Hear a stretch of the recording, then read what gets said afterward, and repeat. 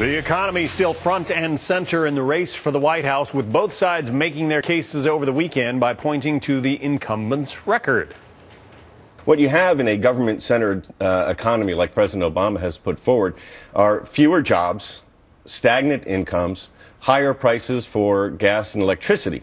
What you would have under a President Romney and a pro-growth economic agenda would be more jobs, rising incomes, and lower prices for gas and electricity. This president wants to build on 25 consecutive months of private sector job growth, 4.1 million jobs, and to really institute some strong values of fairness and responsibility, build an economy that lasts, invests in our children and in their college education. So is this the argument of the next few months leading up to November? Let's talk about it with Christopher Hahn, a former aide to New York Senator Chuck Schumer and a Fox News contributor. Ron Bonjean served as communications director to former House Speaker Denny Hastert. So as Bill Clinton said, is it still the economy, stupid? And obviously that is not directed at either one of you. Christopher, why don't you start first? Yeah, you know what? When you're dealing with an incumbent president, you're always going to be judged on the economy. So I think we need to really clarify the facts here. There have been 25 straight months of private sector job growth. There's also been 25 straight months of public sector job contraction. So when Ed Gillespie says that this is a government-centered economy, nothing could be further from the truth. There are far less people working in government today than when President Barack Obama took office, particularly at the state and local level. And it's because this president has refused to be giving handouts to states and local governments on this issue. And obviously, there should be some. If state and local government had not contracted the way it had, we might be in the low sevens in unemployment today. All right, Ron, what do you make of that argument?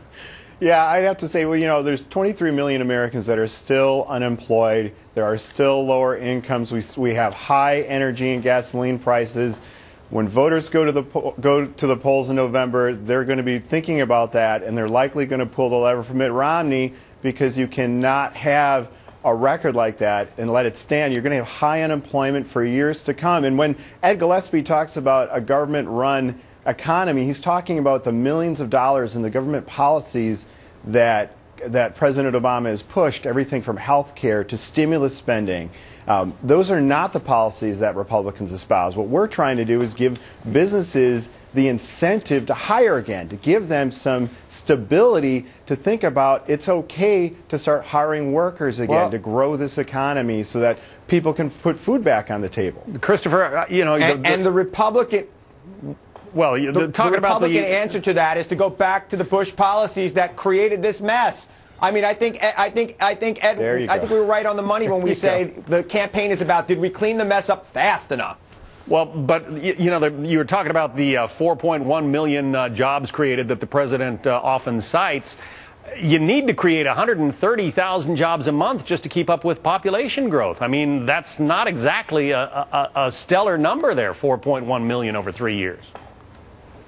Nobody's saying that this is perfect right now, but it is moving in the right direction. Remember what we inherited, an economy that was bleeding 600 to 800,000 jobs per month, a stock market that was trash, GM almost out of business, and Osama bin Laden ruling the roost in the middle.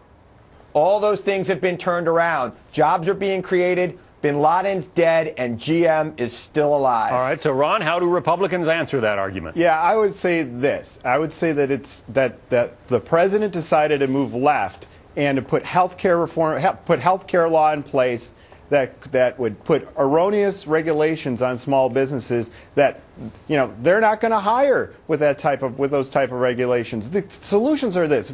Here's a couple of examples. One, pass a federal budget. Pass a federal budget that would show Americans that there's an economic plan moving forward. Two, very simple. Pass the Keystone Pipeline. Sign it into law. It's going to create at least 20,000 jobs, and then 500,000 jobs with a supplier effect. Instead, the president is throwing a bone to environmentalists, while the unions are saying, please help us. Ron, let's grow jobs in this country. And that is such a political move. It's just so unbelievable to me. All right, we're going to have to leave it there. Ron Bonjean from the Republican side, Christopher Hahn from the Democratic side. Thank you both. Thanks so much. Thanks.